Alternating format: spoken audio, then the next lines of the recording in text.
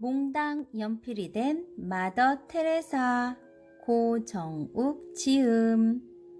아주 특별한 도서관에서 들려드리고 있어요. 몽당 연필이 된 마더 테레사. 마더 테레사는 평생 가난한 사람들을 위해 살았어요.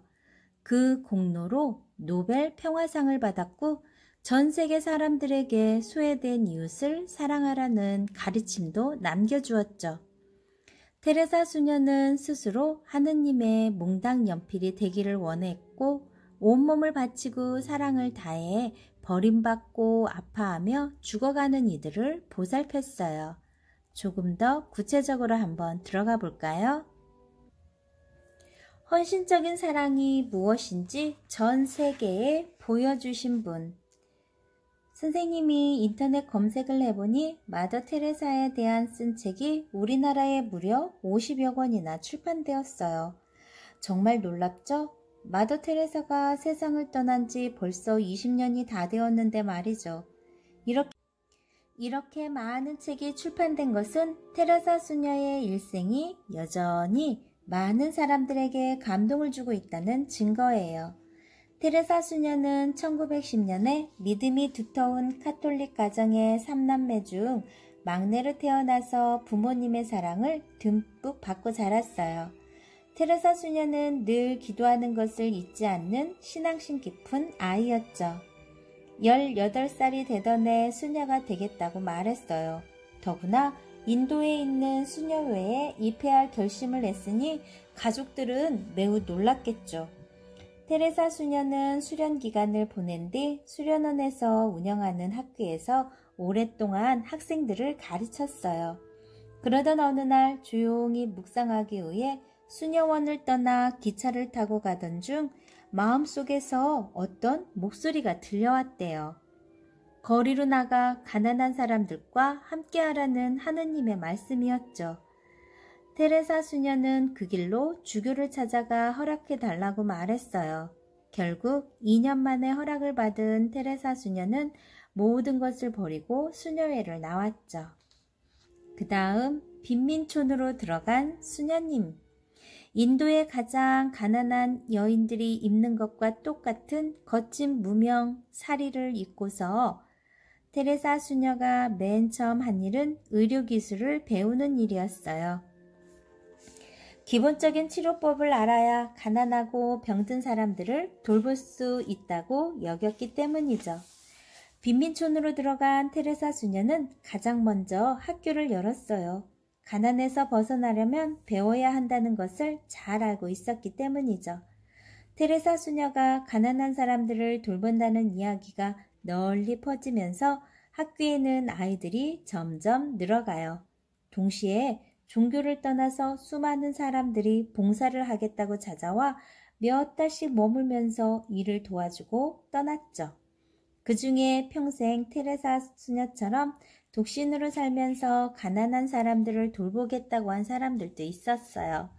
테레사 수녀는 그런 사람들이 늘어나자 사랑의 선교회라는 이름의 수녀회를 창립해요. 사랑의 선교회에 들어온 수녀들은 단 몇 가지만 자신들의 것으로 지닐 수 있어요. 밥 먹을 때 쓰는 쇠로 된 접시 하나, 물컵 하나, 오빠는 양동이 하나, 얇은 이불 한 채, 샌들 한 켤레, 이것이 전부였어요. 가난한 사람들과 똑같은 삶을 살겠다고 온 이상 그들보다 더 가난하게 살아야 한다는 것이 테레사 수녀님 생각이었기 때문이에요.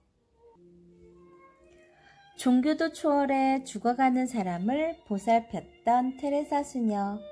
테레사 수녀 일화 몇 가지 소개해 줄게요.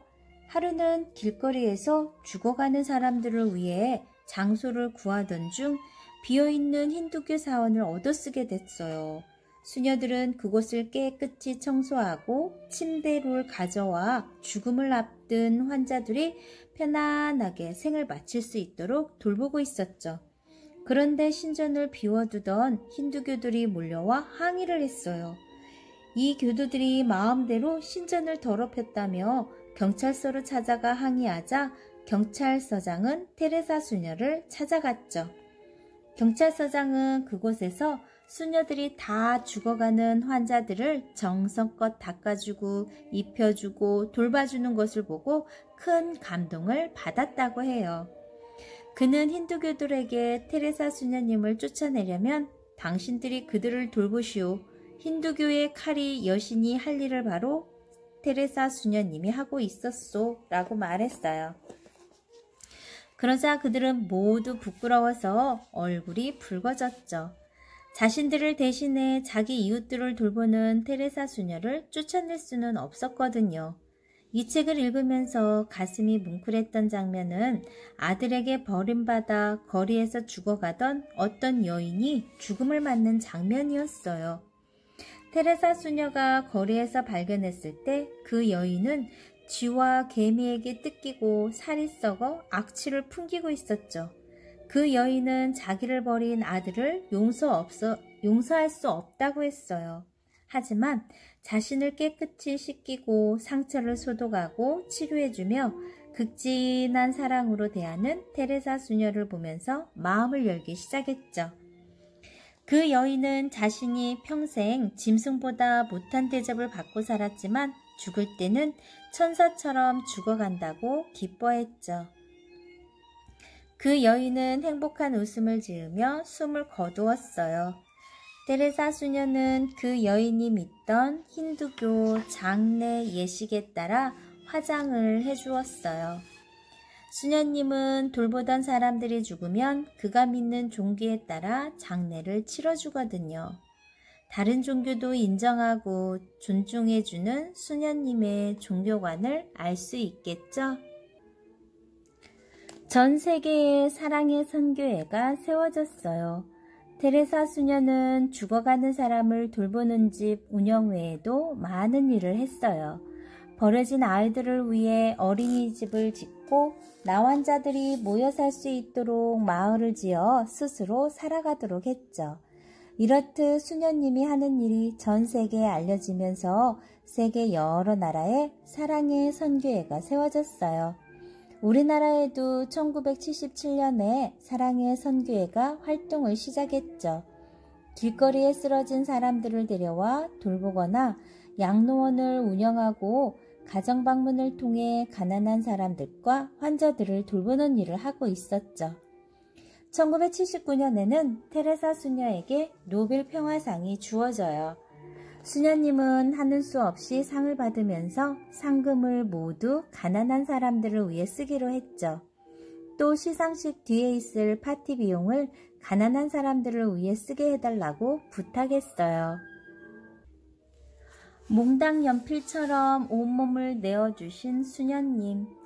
테레사 수녀는 죽는 순간까지도 가난한 사람들을 걱정하고 그들을 위해 살자고 했어요. 심장이 좋지 않은 데다 폐렴에 걸려 병원에 입원하게 되었는데 그때도 수녀님은 산소호흡기를 자신에게 씌우는 비용으로 한 사람이라도 더 가난한 사람들을 도와야 한다고 말했죠.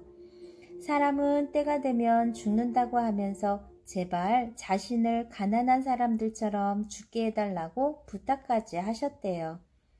버려진 어린이와 환자, 죽어가는 사람들을 위해 50년 넘게 살아온 테레사 수녀는 1997년 87세의 나이로 조용히 숨을 거두었어요. 선생님은 처음에 왜 책 제목이 몽당 연필이 된 마더 테레사일까 궁금했어요. 책을 다 읽고 나니 그 뜻을 알겠더라고요. 테레사 수녀는 평소에 하느님께 자신을 몽당 연필처럼 써달라고 기도했대요. 깎고 깎아 더 이상 쓸 수 없을 때까지 하느님의 일을 할 수 있는 힘을 달라고 말이죠. 테레사 수녀는 그렇게 기도한 대로 세상을 살다 간 것 같아요. 더 이상 쓸 수 없을 때까지 가난한 사람들을 위해 자신을 다 내어 주었으니까요. 좀 더 생각해 볼까요? 헌신적인 사랑이란 어떻게 사랑하는 걸까요? 가끔 지하철역이나 길거리에서 구걸하는 사람들이나 노숙자들을 만나면 열심히 일해서 스스로 벌어먹고 살지 왜 저렇게 사나? 하고 의심의 눈초리로 바라본 적이 있을 거예요. 자꾸 도와주면 계속 의지하게 되니까 도와주지 말아야 한다고 말하는 사람도 있죠. 여러분들은 어떻게 생각하나요?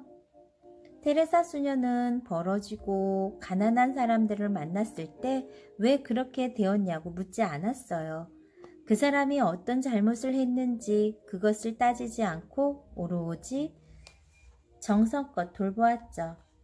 과거에 어찌되었든 현재에는 희망을 잃고 쓰러져 있으므로 일으켜 세워 주어야 한다고 생각한 거겠죠. 수녀님의 사랑은 기적을 만들기도 했어요. 죽어가는 사람들을 데려와 돌본 사람들 중에 절반 가까이는 죽지 않고 살아났거든요. 바로 수녀님의 헌신적인 사랑이 살아갈 희망을 준 거예요.